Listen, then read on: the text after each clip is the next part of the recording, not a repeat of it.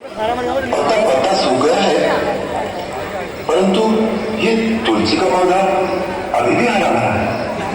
ये क्या भेद है? तुमने सच कहा है राम, ये बड़ा विचित्र स्थान है जहाँ गौतम ऋषि के शाप से सब कुछ उतर गया है। परंतु एक तुलसी का पौधा अभी तक इसलिए जीवित है क्योंकि एक नारी की आत्मा यहाँ पर वास है। एक समय जब महर्षि गौतम प्रातः स्नान के लिए नदी पर गए तो इंद्र ने अवसर देखा और अवसर का लाभ उठाने की ठानी। उसने गौतम का रूप धारण कर लिया।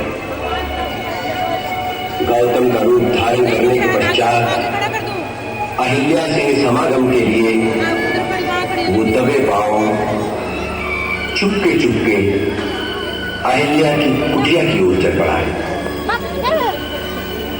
छिपते छिपाते वो अहिल्या की कुटिया में प्रवेश कर गया।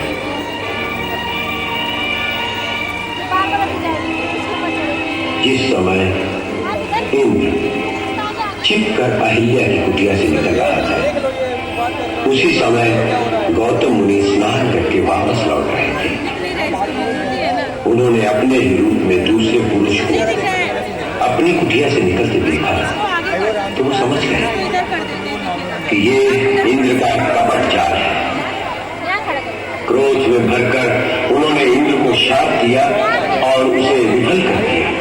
परंतु क्रोध में भरे गौतम मुनि ने आवेश में आकर अपनी पत्नी को भी शाप दे दिया और उसी क्षण पत्थर की शिला बन गई।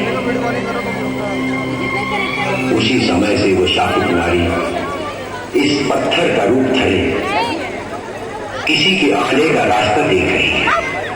किसका रास्ता देख रही है गुरुदेव? जो गिरे हुए को उठा सके।